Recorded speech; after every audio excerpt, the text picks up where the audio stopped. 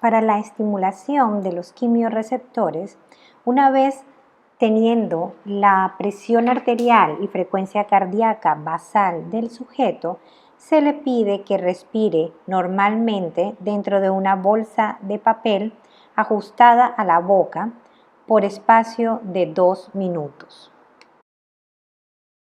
La maniobra se debe suspender en caso de tener una incomodidad marcada. Luego de que el sujeto termina la respiración, se le toma la presión arterial y en la toma observamos cómo se da un aumento de la presión sistólica, diastólica y de la frecuencia cardíaca.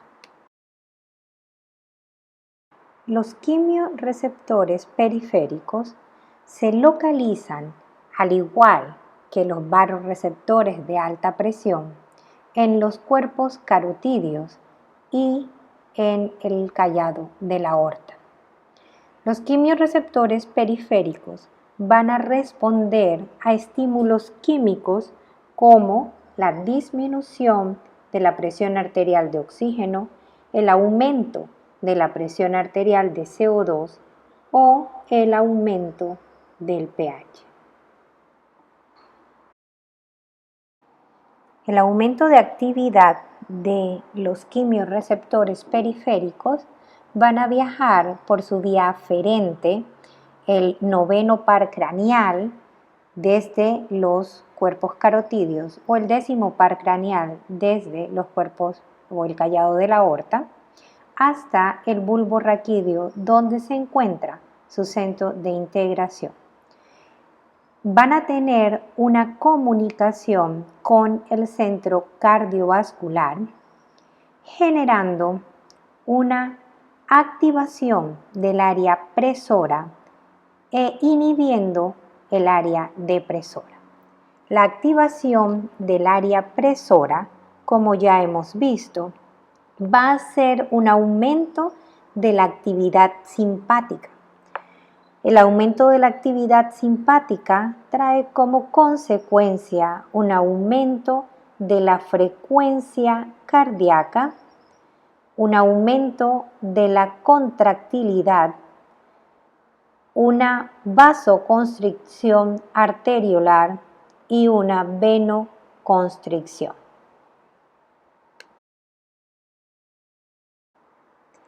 La venoconstricción va a aumentar el llenado ventricular, por lo tanto va a aumentar el volumen diastólico final. El volumen diastólico final aumentado, gracias a la ley de Frank-Starling, aumenta la fuerza de contracción y esto va a generar un aumento del volumen de expulsión, por lo tanto, un aumento del gasto cardíaco. Igualmente, el aumento de la contractilidad aumenta el volumen de expulsión y aunado a el aumento de la frecuencia cardíaca más el aumento del volumen de expulsión gracias al aumento de contractilidad y el aumento de la fuerza de contracción, van a generar entonces un aumento del gasto cardíaco. Por otro lado, la vasoconstricción arteriolar va a aumentar la resistencia periférica total. Ese aumento de la resistencia periférica total me ayuda a aumentar la presión arterial. Recordemos que la presión sistólica se relaciona con el gasto cardíaco y la presión diastólica se relaciona con la resistencia periférica total. El pulso arterial periférico es la sensación de expansión que se experimenta periódicamente al comprimir una arteria contra un plano resistente. Se pueden buscar los pulsos de las arterias radiales, braquiales, carotídeas, femorales, popliteas, tibial anterior, tibial posterior, ortopedia. Generalmente, el utilizado en la clínica es el pulso radial.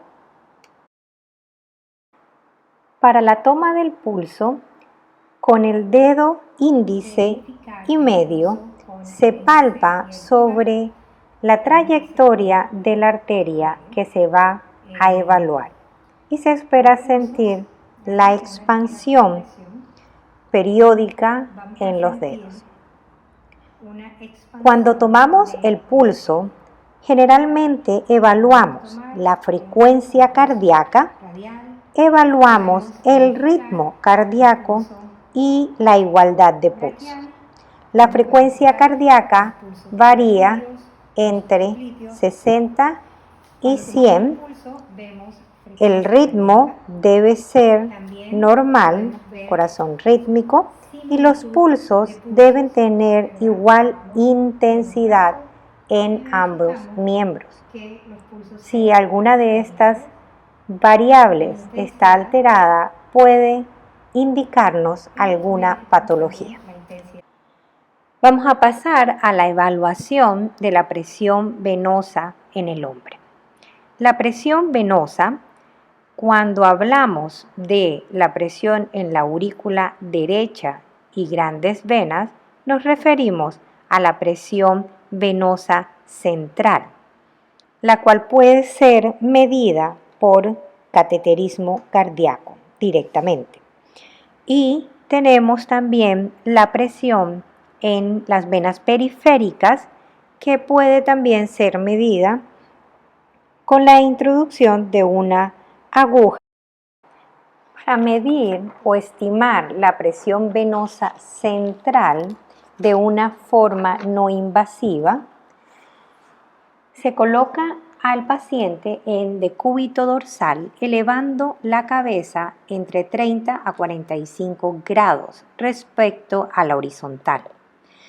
Se traza una línea imaginaria paralela al suelo, que será el plano de Lewis, que pasa por la escotadura supraesternal, y luego se evalúa hasta dónde se llena la vena yugular.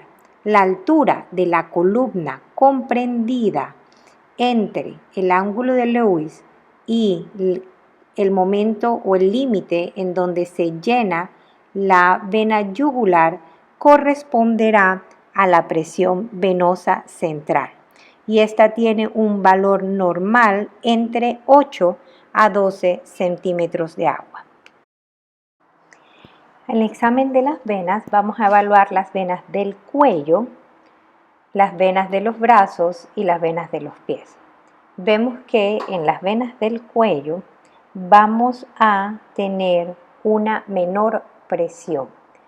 Todas las venas que se encuentren por arriba del nivel de la aurícula derecha, que es el nivel flebostático 0, van a tener una menor presión, por lo tanto no van a estar turgentes. Sin embargo, todas las venas que se encuentren por debajo, en un sujeto de pie, van a tener una mayor presión y van a estar turgentes. Esto nos lleva a que la mayoría de las venas del cuerpo en un sujeto en posición de pie tienen una presión mayor que la presión atmosférica.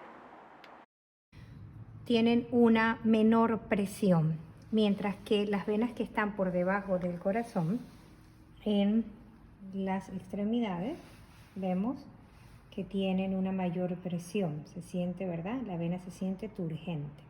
Y vemos también las de los pies, se pueden observar las venas. Corta el video. En el examen de las venas se evalúa entonces la presión en las venas. Igualmente se evalúa el flujo sanguíneo en las venas.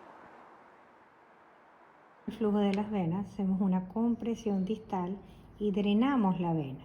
¿Ve? La vena desaparece, y si soltamos el dedo que está proximal al cuerpo, ven que la vena no vuelve a ser turgente.